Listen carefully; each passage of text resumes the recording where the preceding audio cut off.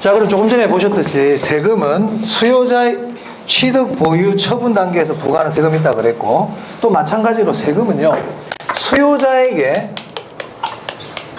부과하는 세금이 있고 공급자에게 부과하는 세금도 있겠죠. 수요자라는 거는 집을 사는 사람, 그죠? 집을 구입하는 사람한테 부과하는 세금이 있고, 공급자는 뭡니까? 집을 파는 사람. 집을 파는 사람한테 부과하는 세금도 있다. 그러면 수요자에게 부과하는 대표적인 세금이 뭘 것 같아요? 수요자에게 부과하는 대표적인 세금. 그래, 조금 전에 했잖아. 취득세. 수요자는 집을 사는 사람이잖아요. 집을 사는 사람한테 부과하는 대표적인 세금이 뭡니까? 취득세죠. 상속세, 증여세는 이제 국세고 우리 중개사 시험하고는 좀 관계가 좀 없기 때문에 취득세를 생각하는 거예요. 그러면 취득세를 부과한단 말이야? 취득세를 부과한다든지 취득세를 좀 중과했어. 취득세율을 높였어요. 그러면 수요가 어떻게 될 것 같아요? 수요가 증가할까요? 감소할까요? 감소해요. 그래서 제가 말씀드리고 싶은 게 뭐냐면, 수요자에게 세금을 부과하면 수요가 어떻게 된다? 감소한다는 겁니다. 그럼 반대로 수요자에게 부과하는 세금을 감면해줘. 취득세를 감면해줘. 그럼 수요가 어떻게 되겠어요? 그렇죠. 기본적인 내용이에요. 시험에서는 수요자에게 세금을 부과하면 수요가 감소한다 이런 걸 잘 물어보진 않지만 알고 있어야 된다고. 기본적인 거거든. 그럼 공급자에게 부과하는 세금, 대표적인 양도소득세거든요. 집 팔 때. 그러면 공급자에게 세금을 부과하면 어떻게 될까요? 공급이 감소한다 이 말입니다. 그럼 제가 하고 싶은 말이 뭐냐? 수요자에게 세금을 부과하면 1차적으로 수요가 감소한다 그래야지, 공급이 감소한다 그러면 안 된다는 겁니다. 공급자에게 세금을 부과하면 공급이 준다고 생각을 해야지 1차적으로, 수요가 준다고 생각하면 안 된다는 거예요. 당연한 얘기지. 당연한 얘기. 여기까지 이해됐습니까? 오케이. 자, 그 다음에 그래서 지금 우리가 취득세를 막 중과하고 있잖아요. 왜 중과하고 있을까요? 수요를 줄이려고. 투기 수요를 없애려고 지금 취득세를 중과하고 있단 말이에요. 정부는 집값이 오르는 거를 투기 수요가 많다고 보고 있거든. 정부 입장에서는. 그러니까 어떻게 합니까? 취득세를 중과하고 있단 말이야. 2주택자에게 부과하는 취득세, 3주택자 이상에게 부과하는 취득세를 다르게 적용하고 있거든요, 지금. 그죠? 네, 투기 수요를 잠재우려고. 양도소득세도 지금 중과하고 있죠. 맞아요? 왜? 공급자에게 세금을 부과해가지고 차익을 못 보게 하려고. 그래서 그렇게 하고 있는 거예요, 지금. 그럼 공급이 어떻게 될까? 줄겠네. 수요도 줄고 공급도 줄고, 집 사기도 힘들고 팔기도 힘들고 이런 상황이야 지금. 맞아요? 그런 상황이다. 제가 정책 가지고 논하진 않겠습니다. 잘하고 못하고 둘째치고 그런 상황이다 이 말입니다. 자, 그 다음에 지금 제가 하려고 하는 내용이 중요합니다. 이거는 기본적인 베이스고요. 지금부터 제가 말씀드릴 내용이 중요하기 때문에 집중을 하셔야 돼요.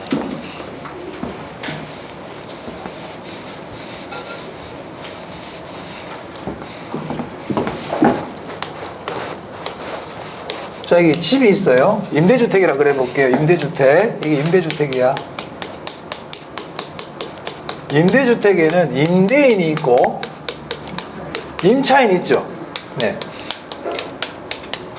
임대인은 수요자입니까? 공급자입니까? 공급자죠. 임대인은 공급자예요. 임차인은요? 수요자죠. 수요자예요. 근데 이제 정부가요. 정부가 임대인에게 재산세를 1,000만 원을 부과했어요. 누구에게요? 임대인에게. 임대인에게 재산세를 1,000만 원을 부과했다. 그러면 이 1,000만 원은 세금 누가 내야 됩니까? 임대인이 내야지. 임대인이 내야죠. 자, 여러분 집주인이에요. 자, 임대인한테, 집주인한테 1,000만 원 세금이 부과됐어. 그럼 집주인은 어떻게 할 것 같아요, 여러분 생각에? 집세를 올리려고 그러겠죠. 그죠? 집세 올리려고 그럽니다. 지금 앞으로 그런 일이 많이 생긴다. 이제 지금 종부세 많이 올라가고 있잖아요. 재산세하고요. 앞으로 이런 일이 일어나요. 배우면 바로 알 수 있어요. 그럼 임대인은 이 재산세가 1,000만 원이 부과되니까 이거를 지가 다 안 내려고 그래. 다 안 내려고 그러고 이거를 임차인한테 떠넘기려고 그래요. 떠넘기려고 그래. 이렇게 떠넘기는 거를 뭐라 부르냐면 전가라고 그래요. 조세의 전가가 일어나요. 조세의 전가가 뭐냐? 내가 부담해야 될 세금을 제3자에게 떠넘기는 거예요. 이해됐습니까? 그럼 이 조세의 전가는 어떻게 일어날까요? 임대료를 올려버리죠. 그래서 조세의 전가라는 말이 나오면 이거는 전부 가격 인상으로 일어나는 거예요. 다 그래요. 현대자동차는 자동차 수요자입니까? 공급자입니까? 공급자잖아요. 현대자동차에 만약에 정부가 법인세를 많이 부과해버렸어. 법인세율을 올렸단 말입니다. 부가세율을 올렸어요. 그러면 어떻게 될까요? 차값이 올라가요. 차값이. 그게 조세의 증가라고요. 그래서 여러분들은 세금을 부과하면 조세의 증가는 반드시 일어납니다. 세금을 부과하면 뭐가 일어난다고? 조세의 증가가 일어난다. 요까지. 그 다음, 그러면 임대인은 임차인에게 세금을 많이 떠넘길까 적게 떠넘길까, 많이 떠넘길 수 있을까 적게 떠넘길 수 있을까, 이걸 알아야 돼요. 네? 이게 중요한 부분이거든. 만약에 임대인이 임차인한테 세금을 떠넘겼어요. 임대료를 올렸단 말이야. 근데 임차인이 임대료에 아주 민감한 사람이에요. 임대료에 민감해. 그럼 임차인이 임대료에 민감하면 이 세금을 떠넘기는 거를 네 알겠습니다 올려드릴게요 그럴까요? 싫어요 나 집 빼고 딴 데 갈래요 이렇게 할까요? 다른 데 가려고 그러겠죠? 맞아요? 임차인이 민감하면 조세의 전가를 당하려고 그런다 안 당하려고 그런다? 안 당하려고 그래요. 자, 제가 전에 수요와 공급할 때 탄력성 말씀드린 적 있나요? 탄력성이 크다는 거는 가격에 대해서 민감한 거라고 그랬어요? 민감하지 않은 거라고 그랬어요? 그렇지. 탄력성이 크다는 거는 가격에 민감하다는 얘기야. 맞습니까? 자, 그래 정리하면 이렇습니다. 조세를 부과하면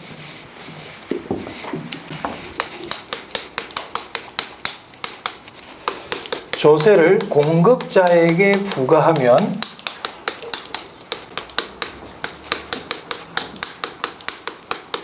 조세의 전가가 일어나요.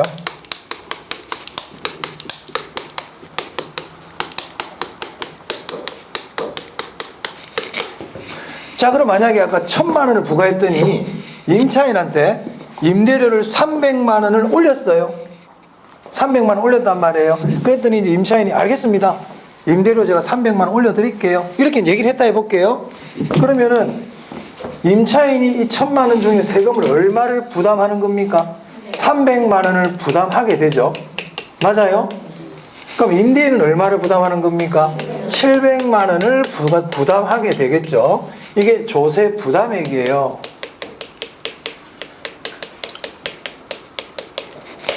임차인이 국세청 가가지고 또는 구청에 가지고 300만 원 낸다는 뜻은 아닙니다. 1,000만 원 중에 300만 원을 임차인이 부담하고 있다는 얘기예요. 이걸 우리가 조세의 귀착이라 그래요.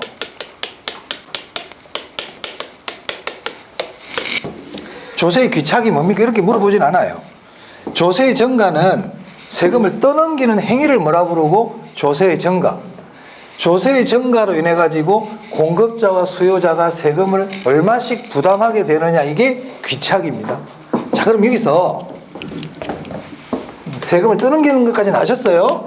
그러면 누가 얼마를 부담하게 되느냐? 조세의 전가 또는 귀착, 부담, 같은 말이야. 의 정도는 수요와 공급의 가격 탄력성에 의해서 결정이 돼요.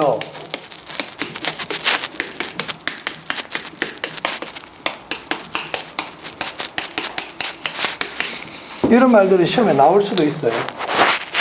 세금을 누가 더 많이 부담하느냐 적게 부담하느냐는 무엇에 의해서 결정이 된다?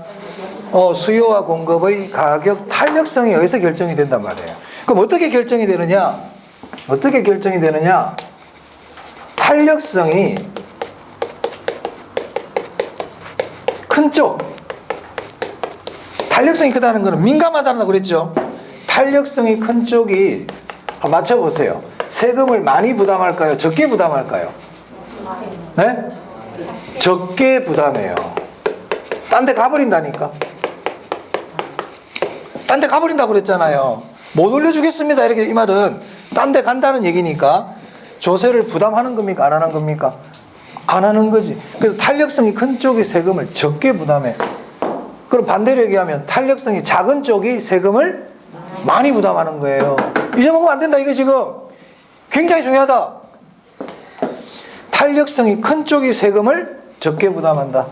그럼 저 밑에 안 적었지만 탄력성이 작은 쪽이 세금을 많이 부담한다. 이렇게 생각해. 탄력성이 커. 나 민감한 사람이야. 세금 떠넘기지 마. 이렇게 생각하세요. 나 민감해. 세금 떠넘기지 마. 그럼 나 가버릴 거야. 그래서 탄력성이 큰 쪽이 세금을 적게 부담한다. 자, 그럼 이제 예제를 한번 해보겠습니다. 예제를 공급자에게 세금을 부과했다.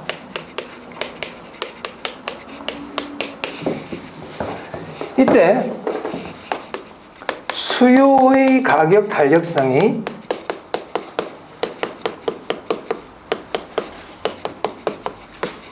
공급의 가격 탄력성보다 커.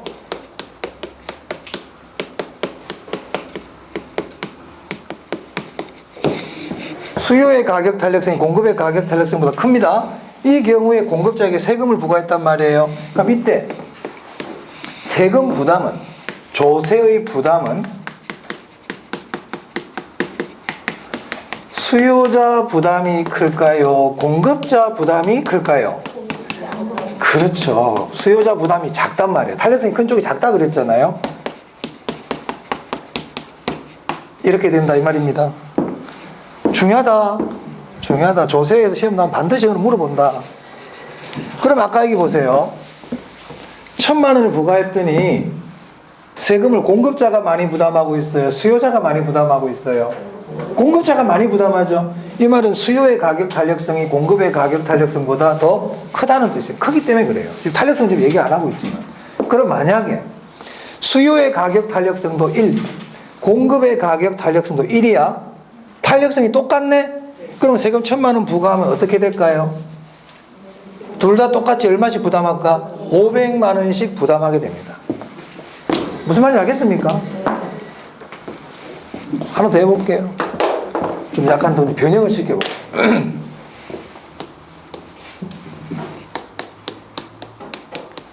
수요의 가격 탄력성이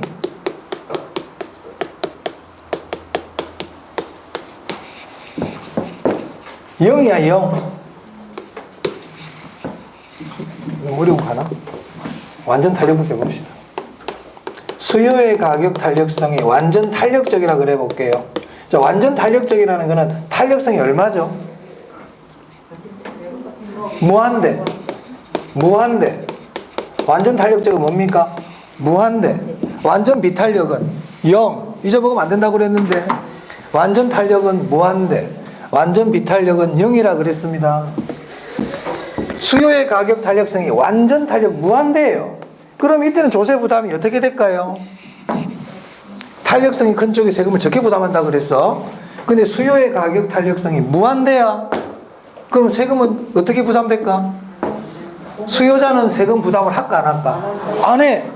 수요자는 세금 부담이 하나도 없어. 그럼 결국 세금 부담을 누가 다 해? 공급자가 다 부담하는 경우에 이게 지금 공급자가 모든 세금을 부담한다. 모든 세금 그럼 또 그러시나? 세금 전액을 부담한다. 이거 이해됩니까? 탄력성이 클수록 부담이 작다 그랬는데 탄력성이 무한대니까 수요자는 세금 부담이 0, 공급자가 전부 다 부담한다는 뜻이에요. 맞아요. 하나 더 해볼게요. 공급의 가격 탄력성이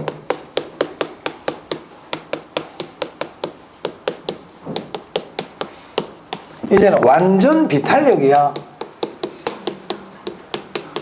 자, 공급의 가격 탄력성이 완전 비탄력적이라는 거는 탄력성이 얼마나 뜻일까요? 완전 비탄력은 탄력성 0이라 그랬거든.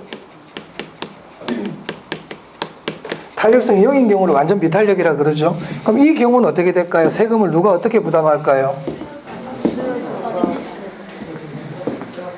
원칙에 충실한다. 탄력성이 큰 쪽이 세금을 적게 부담한다. 반대로 얘기하면 탄력성이 작은 쪽이 세금을 많이 부담한다 그랬습니다. 잊어먹으면 안 된다. 이게 원칙이기 때문에. 그러면 공급의 가격 탄력성이 0이야? 그럼 세금 어떻게 될까? 공급자가 세금을 또 전부 다 부담하네. 맞아요? 이걸 잊어먹으면 안 돼. 이거 가지고 다 푸는 거야. 여기 제가 뭐라 안 적었어. 탄력성이 작은 쪽이 세금을 많이 부담한다. 이거 안 되겠다. 적어야 되겠다. 믿을 수가 없어. 믿을 수가 없어. 믿고 살아야 되는데 탄력성이 작은 쪽이 세금을 많이 부담한다.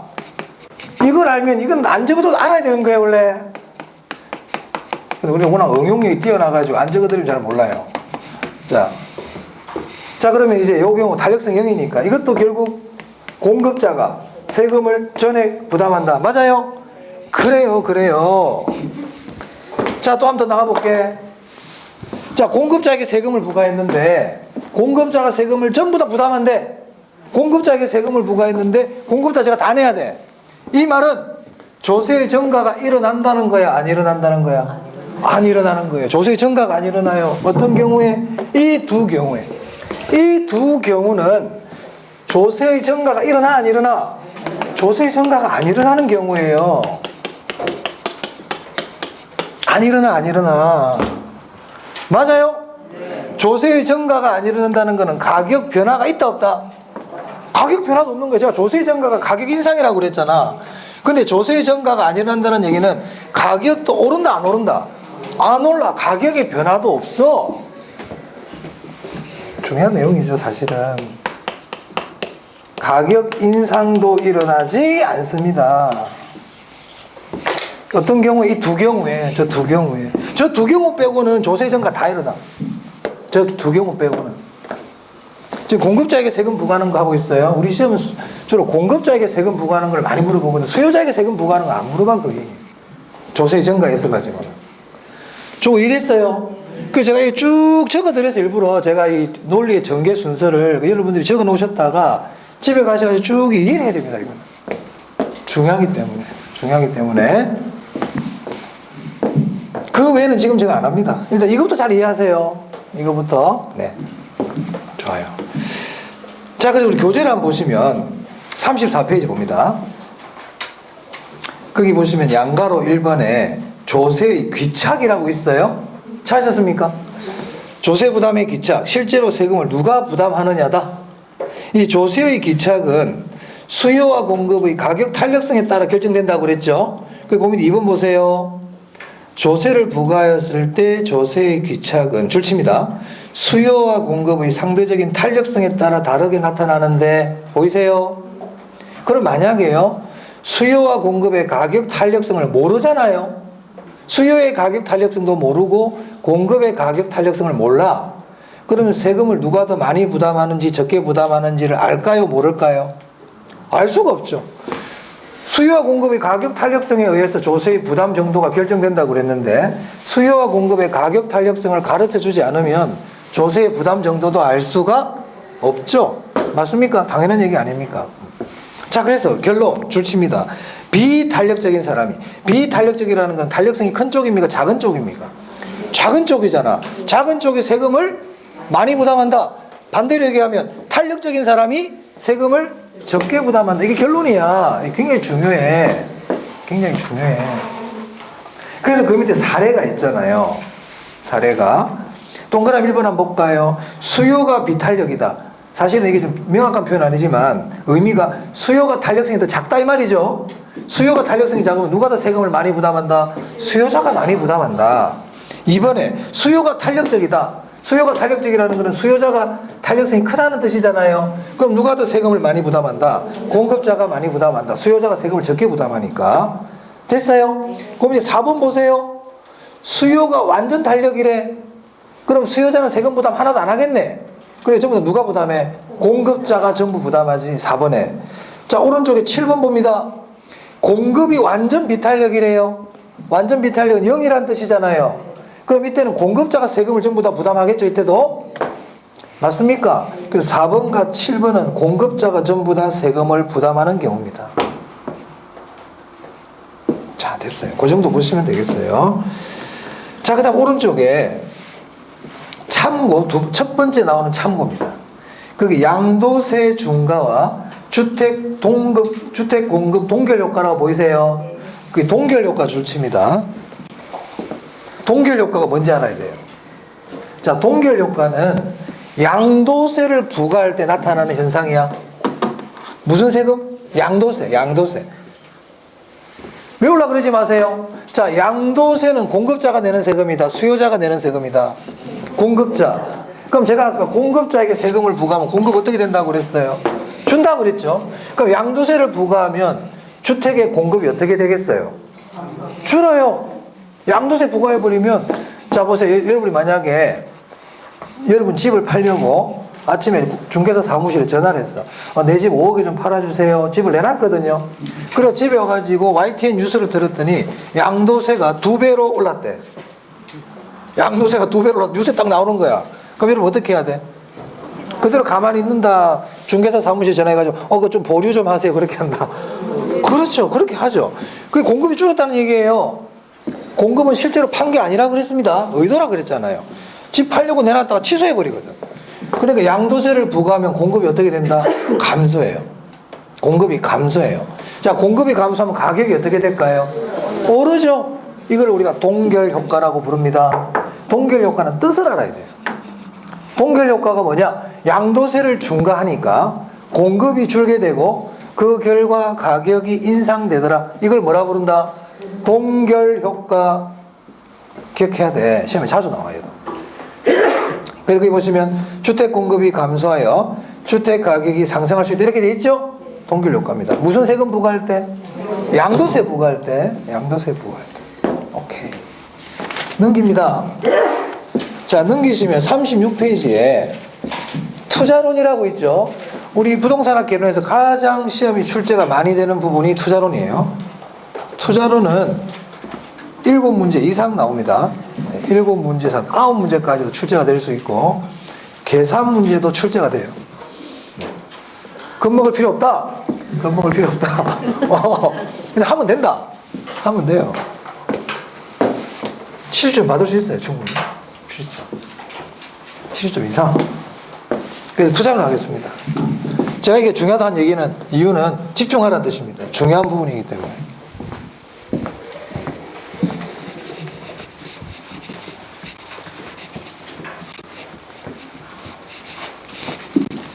우리 시험 어렵게 안 나온다.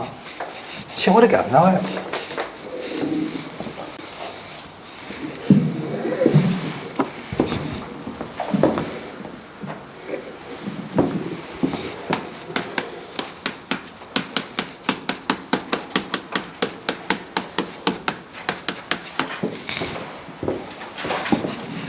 일단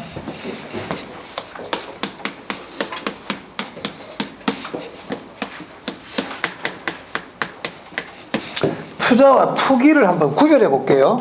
투자와 투기. 자, 일단 투자와 투기 하기 전에 투자라는 게 뭘까 한번 생각해 봅시다. 투자. 자, 여러분 돈이 지금 1억이 있어요. 네? 생각만 해도 기분이 좋죠. 여윳돈 1억이 생겼단 말이야. 그럼 1억이란 돈을 가지고 어떻게 할 거냐. 첫 번째, 다 써버려. 백화점 가가지고 쇼핑하고 해가지고 1억을 써버리는 거야. 지금 당장 써버리는 거야. 그럼 현재 이익이 생기죠. 맞아요. 써버리면 지금 당장 만족이 오잖아요. 그런데 이걸 지금 당장 안 쓰고 땅을 샀어. 그럼 이 사람은 현재 이익은 내가 좀 포기했어요. 하지만 뭐를 위해서? 미래의 수익을 위해서 현재 내가 소비를 희생했죠. 맞습니까? 이런 걸 투자라 그럽니다. 시험에 안 물어봅니다. 그래서 투자는 현재의 소비를 희생해가지고 미래의 수익과 교환하는 행위를 얘기해요. 자, 그러면 보세요. 그럼 투자라는 거는 미래를 위해서 내가 지금 돈을 지금 쓰는 거다. 그죠? 미래의 수익을 위하여. 그러면 미래의 수익은 확실해? 불확실해? 불확실해. 불확실한 거를 위험이라 그럽니다. 뭐라 그런다? 위험. 자, 그럼 투자는 우리가 왜 해? 수익 내려고. 근데 뭐가 뒤따른다? 위험이 뒤따른다. 그래서 투자는 수익과 위험이라는 게 있구나. 맞아요? 그래서 우리 투자로는 수익과 위험에 대한 공부를 하는 거예요. 수익과 위험에 대해서 공부하는 거야. 자, 그럼 이 수익은 지금 들어와, 미래에 들어와? 미래에 들어와. 근데 투자를 할 건지 말 건지는 지금 결정해, 미래에 결정해? 지금 결정하거든. 그러면 수익은 미래에 들어오는데 지금 내가 투자를 할 건지 말 건지를 결정해야 된단 말이에요. 그럼 미래에 들어올 돈을 지금 현재 가치로 계산을 할 필요가 있어요, 없어요? 만약에 보세요. 지금 내가 1억을 가지고 땅을 샀는데 5년 뒤에 내가 땅을 팔려고 그래. 5년 뒤에는 이 땅값이 2억이 될 것 같아. 그러면 1억 남았다 그러면 돼요, 안 돼요? 5년 뒤에 2억 들어올 거란 말이야. 5년 뒤에 2억 들어오는데 난 지금 1억을 투자하고 있어요. 그럼 난 1억 벌었다 이렇게 생각합니까? 안 하지. 5년 뒤에 2억이 지금 그 당시에 얼마 될 줄 알고 지금 가치로 따지면 5년 뒤에 2억을 지금 가치로 얼마인지를 생각해 봐야 돼, 안 해봐야 돼? 해봐야 돼? 안 그래요? 1억 벌었다 그러면 안 되잖아요. 그렇습니다. 그러니까 화폐의 시간 가치라는 걸 공부하는 거예요. 그러니까 5년 뒤에 2억이 지금 가치로는 얼마일지를 생각해가지고 내가 지금 1억을 투자할까 말아야 돼요. 기억해야 돼. 그렇게 해야 될 거 아니에요. 맞습니까? 지금 내가 원룸 오피스텔에 투자를 했는데 내가 이 오피스텔을 5년 뒤에 팔 생각이야. 지금 1억 투자했어. 근데 지금 보니까 이 오피스텔이 5년 뒤에 3억 정도 될 것 같아. 그러면 나는 2억 벌었구나 이렇게 생각하면 안 되는 거예요. 5년 뒤에 3억이 지금 가치로 얼마인지를 계산을 해봐야 된단 말이야. 지금 가치로 계산했더니 만약에 이게 8천만 원밖에 안 돼. 물가가 오르잖아, 물가가. 그럼 오피스텔 사면 돼, 안 돼? 안 돼요. 화폐의 시간 가치라는 걸 나중에 공부합니다. 그래서 어려우면 넘어가. 그래서 지금은 투자는 수익과 위험에 대한 것을 공부한다. 앞으로 그런 걸 공부할 겁니다. 수익과 위험에 대해서. 자, 투자와 투기 볼게요. 자, 부동산을 취득했어. 취득하는 것을 구입이다 이렇게 생각할 수 있겠죠. 맞아요. 건물 하나 샀단 말이에요. 건물을 임대사업 하려고. 보유 단계가 있다고 그랬습니까 아까? 보유 단계를 우리 투자론에서는 보유 단계를 운용 단계다 이렇게 표현을 많이 합니다. 운용 단계다. 이 건물을 운용하는 거야.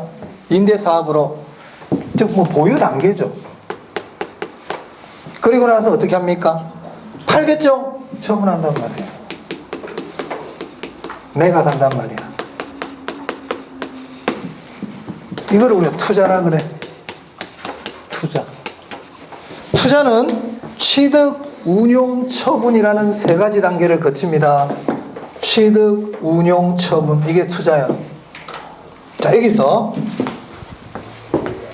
운용 보유 단계에서요. 수익이 발생해요, 안 해요? 운용 보유 단계에서 돈이 들어와, 안 들어와? 들어온다. 임대사업 한다고 그랬다. 내가 지금 임대사업 한다고 그랬어요. 이 사람 앞으로 5년 정도 건물을 갖고 있을 계획이에요. 계획이란 말이야. 그럼 5년 동안 돈이 들어온다, 안 들어온다? 들어오죠. 보유 운용 단계에서 수익이 발생한단 말입니다. 이때 발생하는 수익을 소득이득이라고 불러요. 뭐라 부른다고? 소득이득.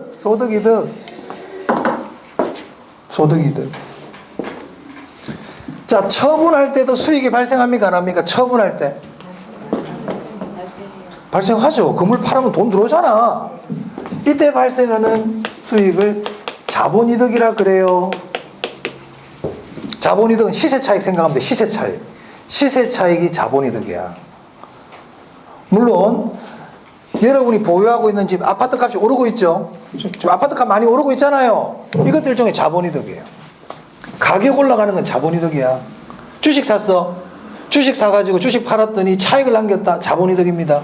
그러니까 자본이득은 차익이다. 차익. 그게 자본이득이라고 생각하시면 시세차익. 자, 그 다음 또 질문해 볼게요. 이 소득이득은 한 번 발생할까요? 여러 해 동안 발생합니까? 여러 해 발생하죠. 여러 해. 보유하고 있는 동안에 여러 해 발생해요. 근데 자본이득은 여러 해 발생합니까? 한 번 발생합니까? 건물 한 번 팔 때 그때 발생한다니까. 1회 발생이야.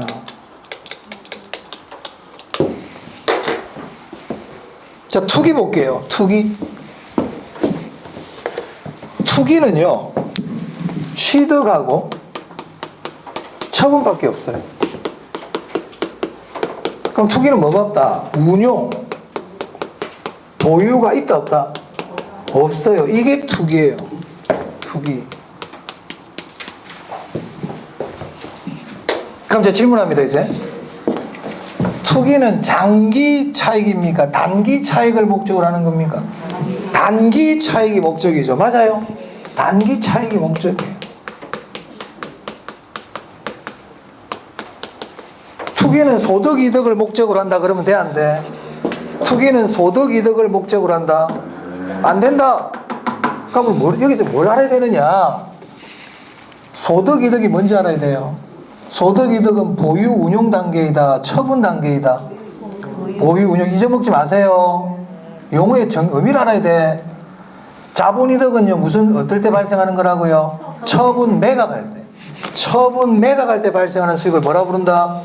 자본 이득. 보유 운용 단계에서 하는 수익을 뭐라 부른다? 소득. 그런 게 소득의 뜻이 그거야. 소득이라는 의미가 그런 거예요. 소득세는 그런 세금이 소득세야. 자, 내가 지금 김밥집을 해. 김밥 천국 한다고. 그럼 김밥 천국에서 지금 매달 매출이 발생해 안 해? 발생하죠. 그런 게 소득이득이에요. 그 사람 무슨 세금 내냐? 사업소득세 내거든. 맞아요. 근데 김밥 천국을 10년 하다가 권리금 받고 팔았어. 이익이 발생했어. 이건 무슨 소득이라 그래? 자본이득이야. 이해됩니까? 그래요. 그래서 소득이득에 내는 세금이 우리가 소득세입니다. 일반적으로 사업소득세 같은 경우에. 그럼 투기는 소득이득을 목적으로 한다 그러면 돼, 안 돼? 안 돼. 그럼 투기는 뭐가 목적이야? 자본이득이 목적이에요. 그럼 이거 가지고 말을 여러 개 만든단 말이에요. 부동산 투자는 소득이득과 자본이득을 누릴 수 있다. 맞습니까? 부동산 투자는 소득이득과 자본이득을 누릴 수 있다. 맞지? 부동산 투기는 소득이득과 자본이득을 누릴 수 있다. 그렇죠. 그럼 뭘 알아야 돼? 이런 문제를 풀려면 일단 투자와 투기의 차이점, 또 뭐 알아야 돼? 소득이득과 자본이득의 뜻. 이거를 알면 무엇을 물어보더라도 괜찮아. 근데 그걸 모르면 물어볼 때마다 헷갈려. 무슨 말인지 알겠어요? 그래서 제가 늘 얘기하는 게 중요한 건 의미를 아는 게 중요하다. 그래야만이 어떤 질문도 답변할 수가 있다, 이 말입니다. 그러니까 소득이득의 뜻이 내가 건물 보유하고 운영하는 동안에 생기는 게 소득이득이야. 이걸 기억하는 사람은 여러 해 동안 발생한다는 걸 알 수가 있죠. 맞아요? 그렇습니다. 이제 참고로 투자와 투기는 구별하기가 쉬울까 어려울까? 투기하는 사람은 당신 투기꾼이지 그러면 맞아, 나 투기꾼이야 이렇게 얘기합니까? 나 투자 중이야 이렇게 얘기할 거 아니에요. 그럼 투자와 투기는 구별하기가 쉽다 어렵다? 어려워요. 이론적으로 이렇게 나눠둔 거지. 맞습니까? 그래서 국가에서 부동산 투기꾼을 잡는다 그럴 때 투기인지 아닌지 알기가 힘들어요. 그럼 어떻게 하면 기준을 만들어 버리는 거야. 기간은 좀 짧으면 물어봐 버리고 투기 좀 길면은 이렇게 볼 수밖에 없는 거야. 그럼 길고 짧은 기준이 있을 수 있잖아요. 그래서 일반적으로 1년 안에 처분해 버리잖아. 그럼 이 사람은 좀 단기 차익이 목적이구나 이렇게 보는 겁니다. 중간 등기를 생략하고 집을 팔아버리는구나. 그러면 이거 약간 투기의 목적이 있구나. 중간 생략 등기 불법은 아니지만 그런 것 같은 경우는 세금을 많이 부과해 버린단 말이야. 미등기 이전 있잖아요. 그럴 때는 이 사람 투기구나 이렇게 보는 거예요. 등기를 안 했네 니가. 등기를 안 하고 파네. 그럼 니는 보니까 이거는 보유가 목적이 아니구나. 투기가 목적이구나 이렇게 생각하고 세금을 중과해 버리는 겁니다. 실제로 구별하기 쉽지 않거든. 그렇죠? 네, 그렇습니다. 자, 투자와 투기까지 봤어요. 자, 이제 우리 교재 보시면 36페이지입니다. 부동산 투자의 장단점이라고 있나요? 네. 자, 장점 볼게요. 그 1번에 지렛대 효과라고 있죠. 이 지렛대 효과는 제가 조금 이따 설명드립니다. 이 중요한 내용이고. 지렛대 효과. 자, 두 번째 절세 효과예요. 절세가 뭐예요? 세금을 절약할 수 있어요. 그럼 부동산에 투자를 다른 주식이나 이런 데 투자하는 것보다 세금을 절약할 수 있어요. 그럼 어떤 게 절약이 되느냐면 감가상각비를 세금 낼 때 빼주거든요. 감가상각비. 감가상각비가 뭐냐면 우리 건물을 내가 보유하고 있습니다. 임대사업을 하고 있는데 그럼 이 건물의 가치가 매년 조금씩 줄죠. 감가가 일어난단 말이야. 감가. 가치가 줄어드는 게 감가야. 그러면 이 부동산 임대사업자들은 이 감가상각비를 세금 낼 때 그 감가상각비만큼 빼줘요. 세금 낼 때 줄여준. 나중에 우리 공부합니다. 그래서 감가상각비만큼 세금을 절약하는 효과가 있다. 부동산에 투자하게 되면. 또 그리고 임대사업자가 내가 이 임대 건물을 살 때 은행에서 대출받아서 건물을 샀단 말이에요. 개인은 아니에요. 저 임대사업자라 얘기하고 있어요. 그럼 이 사람도 마찬가지 은행 이자를 낼 거 아니에요. 이자 내죠? 이 이자만큼도 세금 낼 때 빼줍니다. 무슨 말 알겠습니까? 여러분 주식 투자한다고 내가 빚내서 주식 투자했어. 물론 주식은 세금이 별로 없죠. 정금 거래세 정도만 내고 양도 차익 같은 경우는 지금 부과 안 하고 있잖아요. 얼마 전에 3억 이상 주식 하면 양도 차익, 양도소득세 부과하겠다고 하니까 개미 투자자들이 난리쳐가지고 없던 걸로 됐죠. 지금 현재 우리나라 상장 주식은 양도소득세 안 냅니다. 비상장 주식은 양도소득세를 부과하지만 주식은 세금이 그렇게 뭐 이렇게 복잡하지가 않아. 자, 그런데 부동산에 투자하는 사람이 임대사업자가 은행에서 대출을 받아가지고 건물을 샀어요. 그러면 그만큼 세금 낼 때 빼준다. 주식 살 때 내가 은행 대출 받아가지고 주식 샀다고 그래서 그 사람 세금 낼 때 빼주진 않거든요. 무슨 말 알겠어요? 그럼 여러분 이렇게 기억하는 거야. 부동산에 투자하면 세금을 절약하는 효과가 있다. 절세 효과가 있다. 대표적인 게 감가상각비와 이자 비용이다. 자, 그래서 교재 보시면 절세 효과 줄 칠게요. 감가상각비 이자 지급분. 됐습니까? 네. 자, 그 다음에 디귿인데요. 근데 이것도 지금 우리가 11월, 12월 과정, 기초과정이니까 제가 조금 한번 설명을 드려보겠습니다. 이게 무슨 말인지. 자, 10억이 있어요. 현금 10억이 있거든. 근데 갑이라는 사람은 이 현금 10억을 땅에 묻었다. 땅에 묻었다. 땅에 묻어버린 거예요, 사람. 근데 지금 이 10억 가지고는요, 쌀을 망가마를 살 수 있다 그래 볼게요. 지금 10억 가지고 쌀을 몇 가마 살 수 있다고? 망가마. 근데 갑은 이걸 땅에 묻어버렸어. 땅에 묻어버렸어요. 근데 을이라는 사람은요, 건물을 산 거예요. 뭐 금을 구입했다 그래도 괜찮아. 자, 그리고 시간이 흐릅니다. 시간이 경과했어요. 10년이 경과했어요. 그러면 10년 동안 물가가 오른다, 물가가 그대로 있다. 물가가 오릅니다. 인플레이션. 물가 오르는 걸 뭐라 불러요? 인플레이션이라 그래요. 자, 10년이 지났어요. 자, 이제 각 땅에 있는 돈 꺼냈어요. 꺼냈다. 예전에는 쌀 몇 가마 살 수 있었어요? 만 가마. 근데 지금 10년 지난 이 시점에서 10억 가지고 쌀 만 가마 살 수 있다, 못 산다? 못 사. 왜? 쌀값이 올랐거든. 맞아요. 그래서 갑은 지금 쌀을 샀더니 2천 가마밖에 못 사. 5분의 1로 줄어버렸어, 지금 가치가. 맞아요. 자, 그런데 10년 동안 건물 가격도 오른다, 안 오른다? 금값도 오른다, 안 오른다? 오르거든. 그럼 이 사람 그때 건물 팔고 금 팔면 옛날처럼 쌀 만 가마 살 수 있어, 없어? 살 수 있죠. 쌀값만 오른 게 아니고 금값도 올랐기 때문에. 맞아요. 그러면은 이 갑과 을의 차이는 뭡니까? 갑은 현금으로 그대로 갖고 있는 사람이고 을은요, 실물 자산에 투자한 사람이죠. 맞아.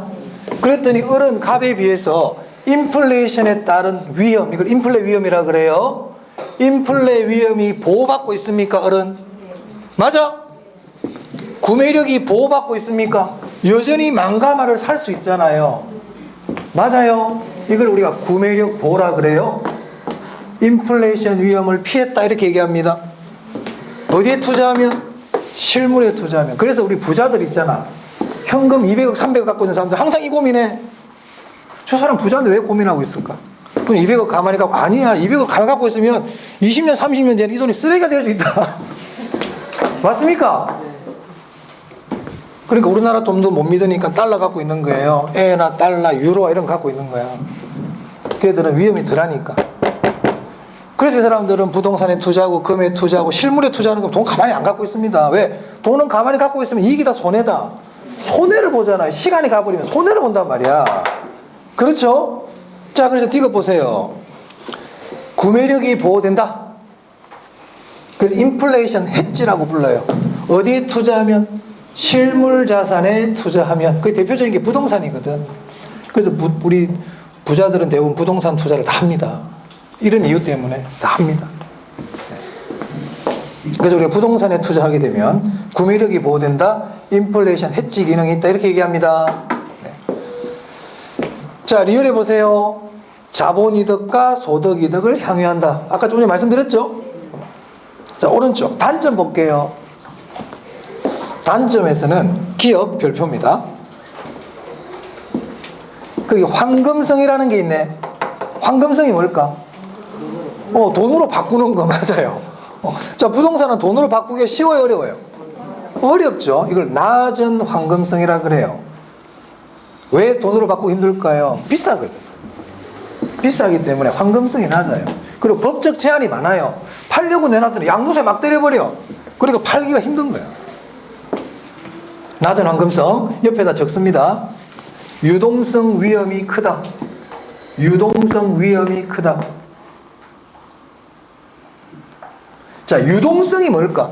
자, 유동이라는 건 흘러가는 걸 유동이라 그러죠. 흘러가는 거. 우리 투자론에서 흘러가는 건 돈을 얘기하는 거예요. 그럼 유동성이 좋다는 거는 돈 흐름이 좋다는 거야. 유동성이 낮다는 건 돈의 흐름이 잘 안 된다는 거야. 현금으로 바꾸기가 어렵다는 뜻입니다. 유동성 위험이 크다는 얘기는. 그럼 그 말이 결국 낮은 황금성과 똑같네? 맞아요? 낮은 황금성이 유동성 위험이 크다는 뜻입니다. 같은 말이야. 그래서 부동산 투자는 낮은 황금성 그래도 맞고 유동성 위험이 크다 그래도 맞고 표현을 그렇게 한단 말이에요. 유동성 위험 뒤에 또 나와요. 됐나요? 네, 단점까지 봤어요. 장점, 단점. 자, 지렛대 효과인데 지렛대 효과 조금 이따 시간 관계 나중에 다음 시간에 하기로 하고 일단 37페이지 봅니다. 자, 제가 아까 투자는 위험과 수익이라는 양면성을 갖고 있다고 그랬죠. 기억나세요? 자, 그래서 먼저 투자의 위험에 대해서 먼저 보겠습니다.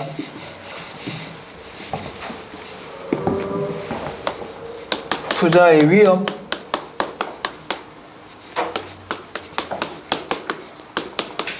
자, 위험에서는 어떤 걸 공부할 거냐면요. 먼저 위험의 종류를 봐야 돼. 위험의 종류. 뜻부터 할까요? 나중에 이거 체크할게요. 위험의 뜻. 위험의 측정. 위험의 종류.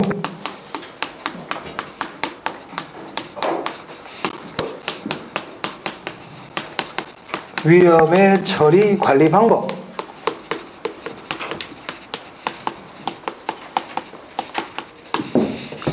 이 네 가지가 우리가 위험에서 알아야 될 내용입니다. 이 네 가지 알면 됩니다. 우리 시험장 가기 전에. 자, 그럼 위험의 뜻부터 봅시다.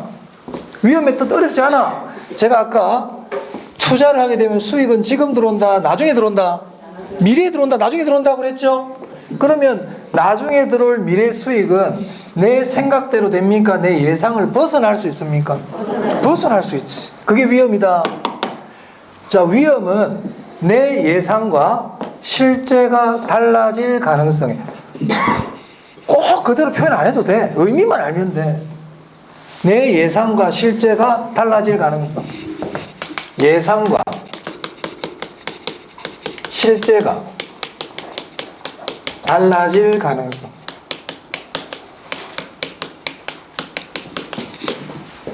그럼 이 말은 이렇게 되게 될까요?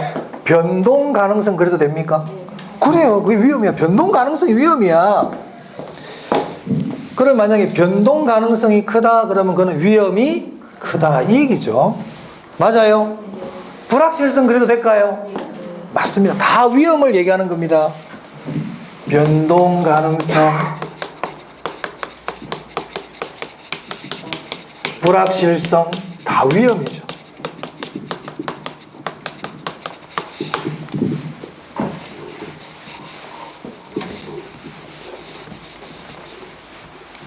자, 그 다음에 위험이 크다 작다를 측정을 해봐야 돼. 측정이라는 건 뭐냐면 숫자로 표현하는 거예요. 저 사람 좀 뚱뚱하다, 날씬하다. 그거는 측정의 개념은 아니거든. 그럼 측정을 해보면 어떻게 돼요? 체중계 올려야 되죠. 맞습니까? 그 측정이라는 거는 그걸 숫자로 표현하는 거예요. 위험이 어느 정도 큰지 작은지를. 그래서 위험을 측정해서 나타내는 거를 분산, 표준 편차라고 그럽니다. 그럼 여러분들 어떤 걸 알아야 되느냐? 분산 표준 편차 그런 말이 나오면 이걸 뭐를 의미하는 거다? 위험을 얘기하는 거야. 분산 표준 편차는 뭐라고? 위험. 그럼 만약에 시험 지문에서 투자자의 예상과 실제가 달라질 가능성이 크다면 그 투자의 분산이 크다. 맞아요? 실제와 예상이 달라질 가능성이 크다. 이게 무슨 말이야? 위험이 크다 이 뜻이잖아요. 그럼 결국 뭐가 크다는 거야? 분산이 크다 이 뜻이잖아. 말장난하고 있다네 지금. 그냥 이 말 그대로 쭉 적은 것밖에 안 돼. 예상과 실제가 달라질 가능성이 크다. 이 말은 위험이 크다. 그 말은 표준 편차 분산이 크다 이 뜻입니다. 예상과 실제가 달라질 가능성이 작아. 근데 예상대로 됐다는 얘기죠. 그 말은 위험이 큰 거예요, 작은 거예요? 위험이 작다. 그럼 이 말은 그 위험을 측정해 보면 표준 편차가 크게 나온다, 작게 나온다? 작게 나온다. 이해됐습니까? 뜻을 알고 요거 아시면 분산 표준 편차가 위험이란 뜻이에요. 요즘 여론조사 많이 하대요. 여론조사도 보면 오차의 범위 이런 말 나오죠. 표본 오차. 그게 위험이야. 그럼 오차의 범위가 크다는 건 위험이 크다는 거야. 이 설문조사가 오차의 범위가 플러스 마이너스 5% 범위 내다 이 말은 그게 표준 편차의 의미거든요. 위험을 나타낸단 말이야. 그럼 표본 오차가 크다. 그 말은 이 설문조사의 위험이 크다. 틀릴 가능성이 크다 이 뜻이고, 표본 오차가 작다는 얘기는 위험이 작다. 실제하고도 같을 가능성이 높다 이런 뜻이에요. 그래서 여론조사에서는 그걸 표본 오차라고 표현하고 우리 투자론에서는 이걸 뭐라 부른다? 표준 편차라고 부르는 겁니다. 어차피 차이를 얘기하는 거거든. 차이가 크면 위험한 거야. 차이가 작으면 위험이 작은 거죠. 맞아요? 어떤 사람이 감정이 막 기복이 심해. 위험해 안 위험해? 위험하지. 근데 차분해. 변동이 별로 없어. 위험이 없는 거예요. 어떤 학생이 시험을 보러 왔는데 1월달 시험은 80점, 2월달 시험은 20점, 3월달 시험 60점, 4월달 시험 10점, 5월달 100점 막 이래. 이 학생 점수가 안정적이다, 좀 위험하다. 위험한 거예요. 얘는 변동 가능성이 크잖아. 그런데 60점, 65점, 70점, 68점 이렇게 비슷하게 나와. 그럼 얘는 안정적인 성적을 보이고 있다. 이렇게 얘기하는 겁니다. 아시겠죠? 자, 위험 봤어요. 우리 교재 보시면 87페이지 보세요. 보충학생 보니까 위험의 분산, 표준 편차 이런 말 보이세요? 변이계수는 제가 아직 말씀 안 드렸어요. 그 분산 표준 편차는 위험을 나타낸다. 이렇게 정리하시면 되겠습니다. 자, 그 다음에 그 밑에 이제 위험의 종류인데, 위험의 종류 지금 이거 할 거거든요. 위험의 종류에는 체계적 위험과 비체계적 위험이 있어요.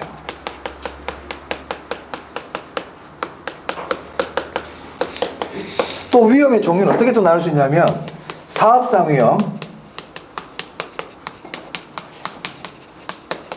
유동성 위험,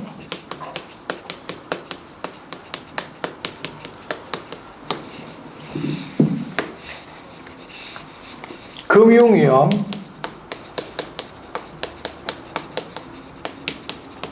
법적 위험, 뭐 많다. 위험의 종류는. 그럼 이렇게 위험의 종류를 왜 이렇게 나눕니까? 나누는 기준에 따라 다른 거예요. 기준에 따라서. 자, 우리 어떤 사람을 나눌 때도 남녀 이렇게 나눌 수 있죠. 맞습니까? 근데 남자분들 보면 안경 낀 분, 안 낀 분도 나눌 수 있죠. 나누는 기준에 따라서는 이 사람이 남녀로도 나눌 수 있지만 안경을 꼈나 안 꼈나를 구별할 수도 있고 사는 지역에 따라서도 뭐 서울 사람, 경상도 사람, 전라도 사람이 나눌 수 있듯이 기준에 따라 이렇게 나눈 거예요. 자, 그럼 이제 체계적 위험과 비체계적 위험부터 보겠습니다. 우리 교재 보시면 양가로 1번에 체계적 위험, 비체계적 위험 있나요? 이게 중요해요. 체계적 위험, 비체계적 위험 중요해요. 중요하다 그래가지고 어려운 게 아니고요. 쉽습니다. 체계적 위험과 비체계적 위험의 뜻을 아시면 됩니다. 뜻. 우리 개론은 용어의 뜻이 중요하다고 그래요. 항상.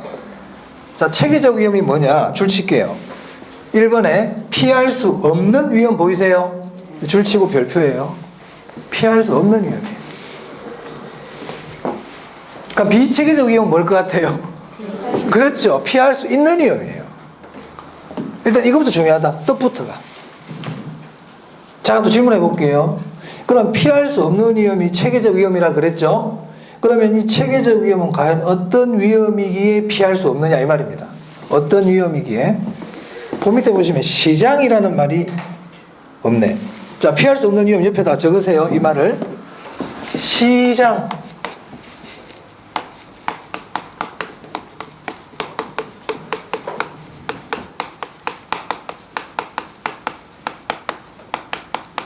중요한 말이 시장이야, 시장. 울산 시장 얘기하는 거 아니에요? 저 그 시장 아닙니다. 시장, 마켓, 시장. 시장과 관계되는 위험인 거야. 시장과 관계되는 위험. 이 시장과 관계되는 위험, 우리가 어떻게 할 수가 없어요. 그럼 시장과 관계되는 위험의 대표적인 예가 뭐냐면 거기 나와. 그 밑에 보시면 인플레 보입니까? 경기 변동 보이세요? 두 개 줄자 놓으세요.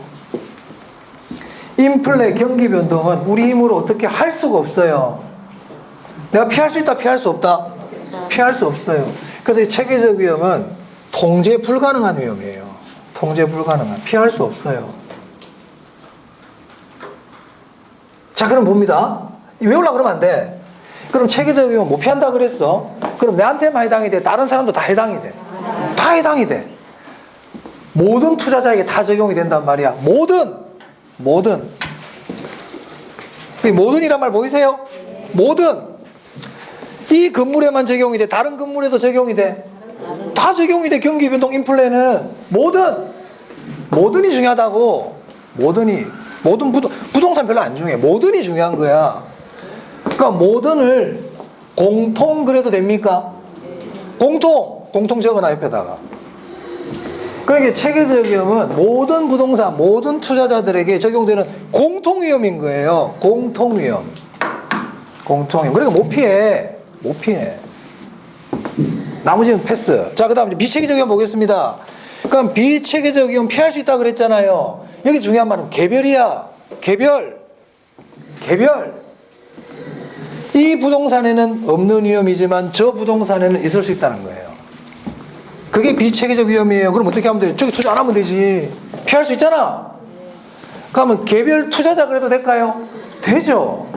개별 투자자에게. 그러니까 투자자마다 다 달라. 이 위험은 이 투자자한테는 있는데 이 사람한테는 없어. 그럼 이 사람하고 같이 일해야 돼. 얘하고 일하면 안 돼. 그래서 회사에서는 경영자 바꾸는 거야. 잘못하면. 맞아요. 그 사람 잘못하고 있으니까. 그러니까 비체계적 위험은 피할 수 있다. 왜? 원인이 어디에 있으니까? 개별에 있으니까. 됐어요? 그거 구별하시면 돼요. 다른 거 잘 안 물어봐요. 자, 그 다음에 양가로 2번입니다. 부동산 투자 위험에 유형해가지고 요거 얘기할 거예요. 요거. 사업상 위험, 유동성. 그래 보이죠 밑에? 네. 자, 사업상 위험 볼게요.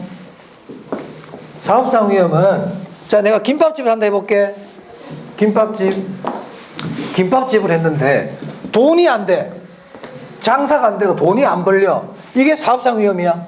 자, 무슨 말이냐? 부동산 투자의 수익성과 관계되는 위험인 거예요. 수익성. 돈이 안 된다고요. 그래서 거기 보세요. 사업상 위험. 부동산 사업 자체에서 연유하는 뭐라고 돼 있어 뒤에? 수익성 동그라미 해야 돼. 수익성과 관계되는 위험입니다.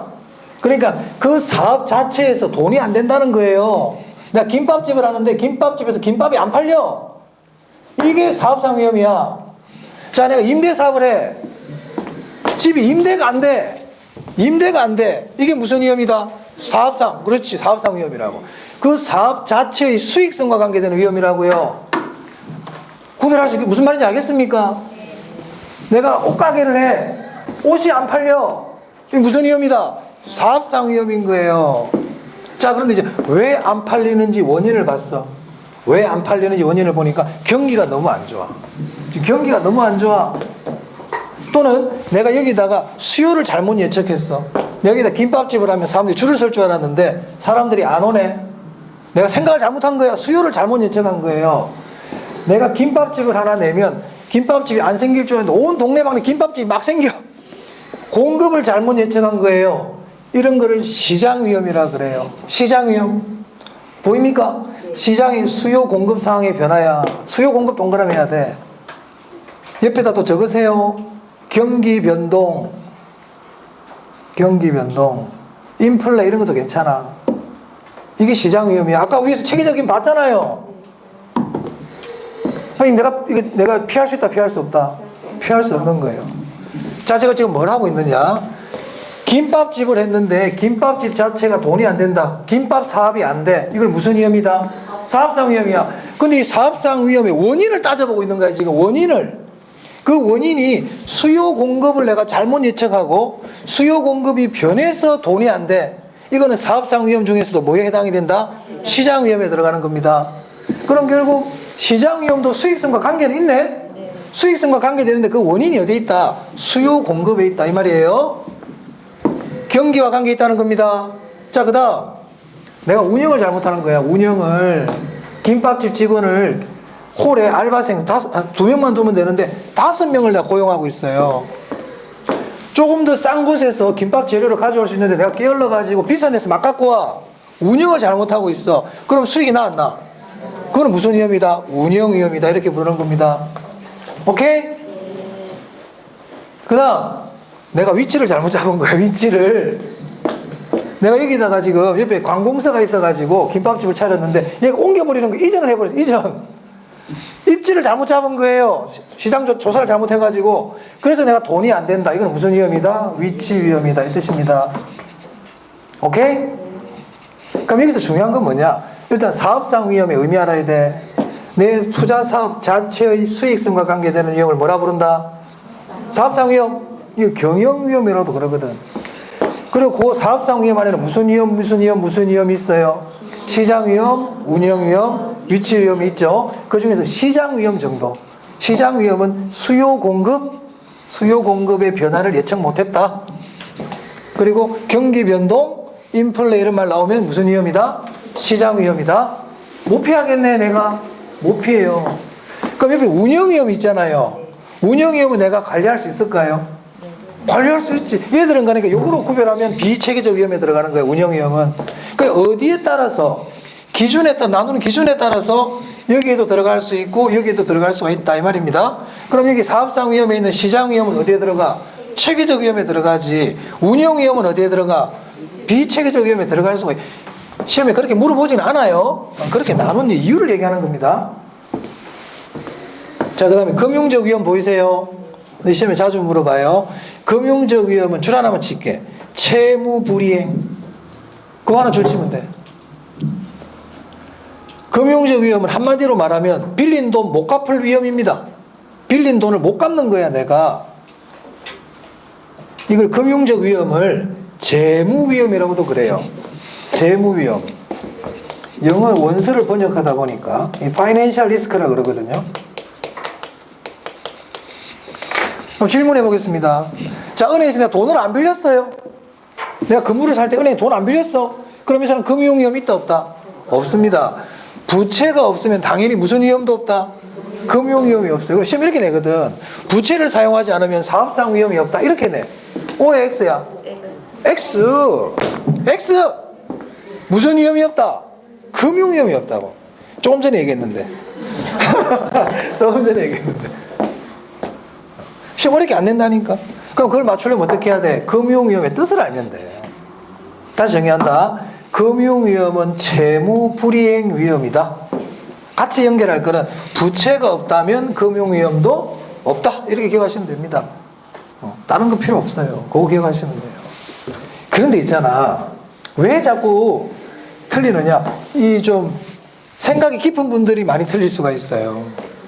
아까처럼 부채를 이용하지 않으면 사업상 위험이 없다는 질문이 나오잖아요. 그럼 이렇게 그래 뭐 부채 없으면 사업상 위험도 좀 이렇게 생각하거든.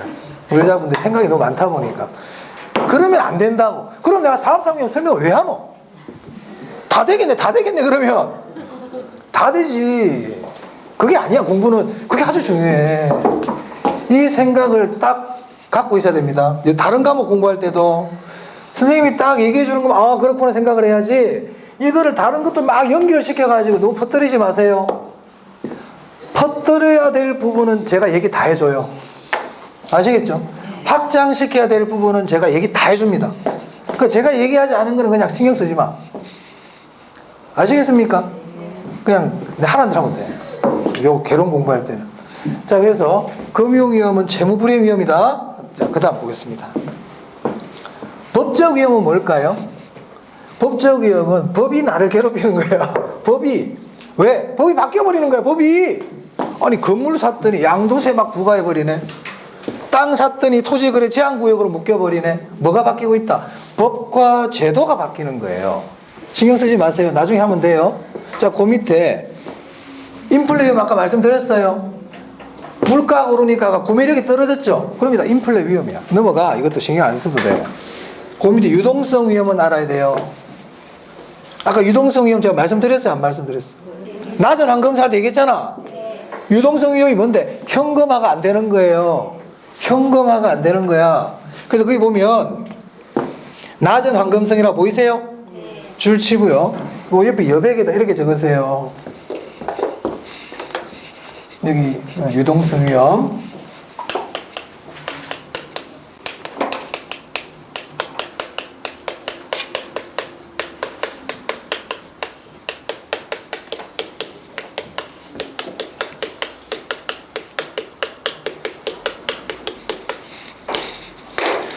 여기서 중요한 말은 현금화하는 과정 이 말입니다. 현금화하는 과정. 우리 시험에서 유동성 위험을 얘기할 때 출제자가 현금화하는 과정이라는 말을 거의 집어넣습니다. 그럼 현금화하는 과정 이 말 딱 나오면 무슨 위험이다? 유동성 위험. 현금화하는 게 유동성이야. 그게 황금이라고, 황금. 됐죠? 자, 위험의 종류 봤어요. 자, 쭉 한번 넘겨볼까요? 여기까지만 좀 하고 쉴게요. 39페이지입니다. 거기 보면 위험의 처리 방법 보입니까? 그럼 지금까지 이제 위험의 뜻, 측정, 종류까지 했거든. 그럼 이 위험을 어떻게 할래 이 말이야. 이 위험을 어떻게 해야 되노? 위험을 처리해야 될 거 아닙니까? 이 위험의 처리 방법에 대한 걸 지금 공부하는 거야. 그럼 이 중요할까 안 중요할까? 중요하지. 제일 중요하지. 위험을 어떻게 처리하는지 알아야 되니까. 위험 종류하고 뜻 알면 뭐해? 위험을 처리할 줄 알아야지. 자, 위험의 처리 방법 봅니다. 먼저 동그라미 1번입니다. 첫 번째, 위험한 투자를 제외시키는 방법. 제외 동그라미, 제외. 그 위에다가, 제외 위에다가요. 이렇게 적으세요. 똑같은 말이다. 회피. 제외가 회피예요. 자, 그럼 제외는 뜻을 알면 돼. 뜻. 제외의 뜻이 뭐냐면 위험한 데는 투자 안 하는 거야. 말 그대로 위험한 건 제외시켜. 위험한 건 제외시켜 이 뜻이야. 그 말은 안전한 데만 투자하겠다는 거예요. 외우려고 그러지 마세요. 제외라는 그 말을 생각해봐. 위험한 거는 제외시켜. 위험한 건 제외시켜. 그 말은 어디에만 투자한다? 안전한 데만 투자한다. 그 안전한 데가 어딘데? 은행에 집어넣는 거지. 은행에 저금하는 거예요. 여러분 국채라는 거 들어보셨어요? 국가가 발행하는 채권을 국채라 그래. 지방자치단체가 발행하는 채권들이 있거든요. 공채라 그럽니다. 그걸 국공채라 그래요. 국가나 지방자치단체가 발행하는 채권을 국공채라 그래. 그 사람들은 왜 발행하냐면 돈이 필요하니까 발행하거든요. 그럼 이 국공채는 안전해요? 위험해요? 안전해. 국공채는 부도가 안 나. 국공채를 이자를 발행 지금 못하고 원금을 발행 못 준다는 얘기가 나라 망한, 그게 모라토리움이야. 지금 불렁사태. 우리 옛날 IMF 때 우리나라에서 발행하는 채권을 외국 사람들도 외국도 사 안 사? 외국 사람들 사거든요. 근데 그 사람들은 이자를 못 줘. 그럼 국가 부도나. 그게 국가 부도야. 그럼 국공채는 그런 일이 잘 없단 말입니다. 그렇죠? 그래서 국공채는 우리 일반적으로 안전자산이라고 불러요. 그럼 은행에 저금하는 것도 안전합니까? 그렇죠. 그러면 위험의 제외라는 것은 국공채 투자한다는 뜻이에요. 은행에 저금한다는 뜻이에요. 그럼 시험에 이렇게 낸단 말이야. 위험의 제외란 위험이 작은 곳에 투자한다는 뜻이다. 맞아요? 틀려요? 그거 봐라. 또 틀리잖아. 봐봐. 위험이 없는데 투자한다니까. 그건 나중에 얘기할 거고.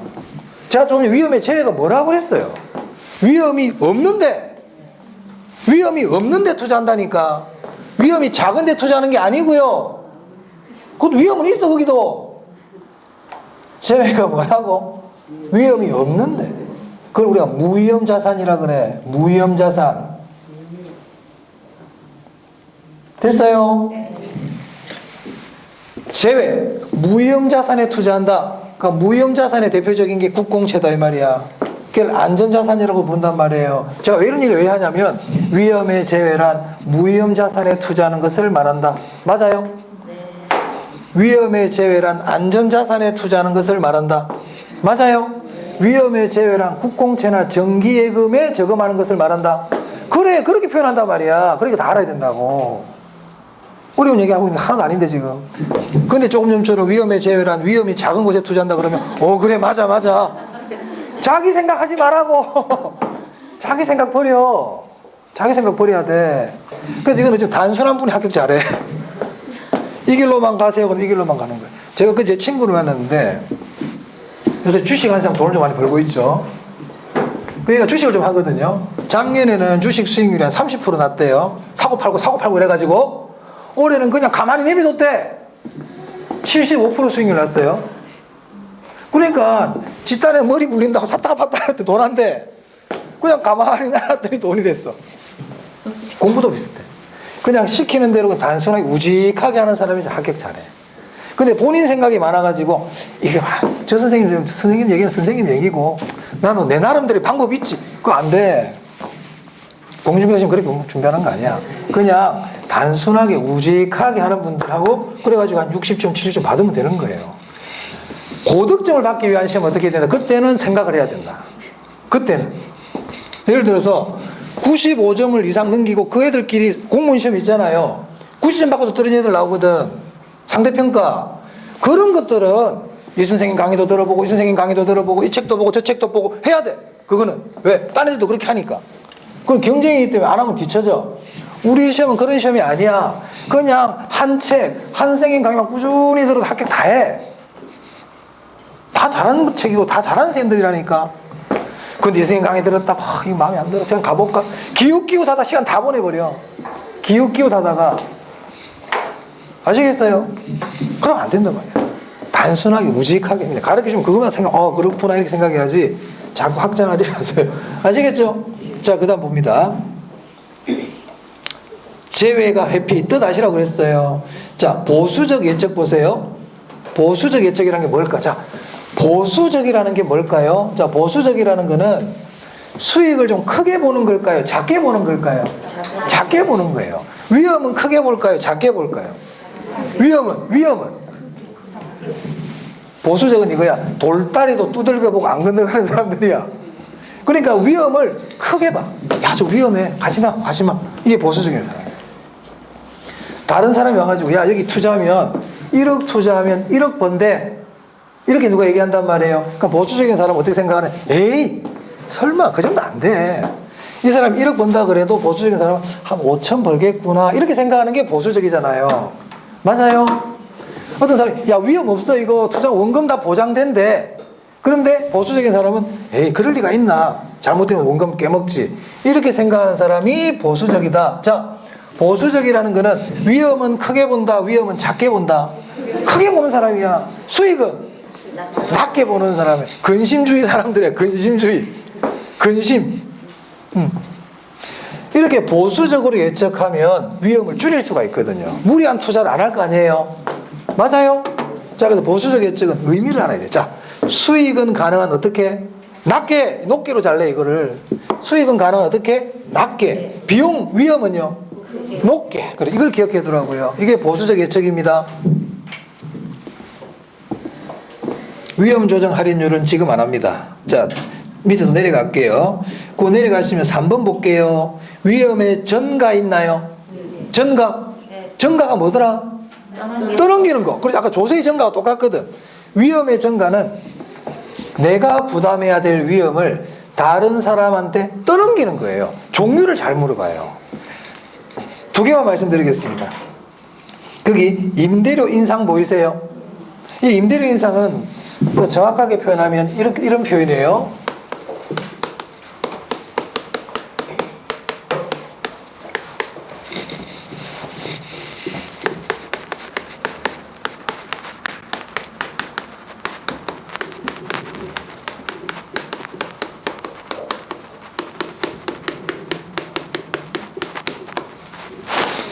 임차인한테 떠넘기는 거예요. 물가가 오르잖아요. 물가가 오르면 임대료를 올리는 거야. 계약을 할 때, 임대차 계약을 할 때 물가가 오르면 그때그때마다 임대료를 올리겠습니다 하고 특약을 넣었단 말이에요. 그러면 물가가 오를 때 그 위험을 누가 누구한테 떠넘기고 있어요? 임대인이 임차인한테 떠넘기고 있죠. 그게 임대료 인상이라는 뜻입니다. 그게. 자, 그 다음에 보험 보이세요? 보험 줄치고요. 대표적인 화재보험 같은 것들이 있어요. 자, 건물에 불이 났어요. 불이 났는데 그 원인이 누가 불낸 거야? 그 살고 있는 사람이 잘못 과실로 불을 냈단 말입니다. 그럼 불이 나면 그 보험금을 보험회사에 청구하죠. 보험회사는 잘못 있어 없어? 보험회사는 잘못한 게 하나도 없거든. 그런데 그 위험을 결국 보험회사가 부담해야 되잖아요. 맞아요? 그래서 보험은 위험의 전가에 해당합니다. 그래서 임대료 인상 계약과 화재 보험과 같은 보험은 위험의 전가에 해당한다. 이 두 개 정도는 좀 기억하시면 되겠습니다. 자, 조금 쉬었다가 지렛대 효과 설명드릴게요.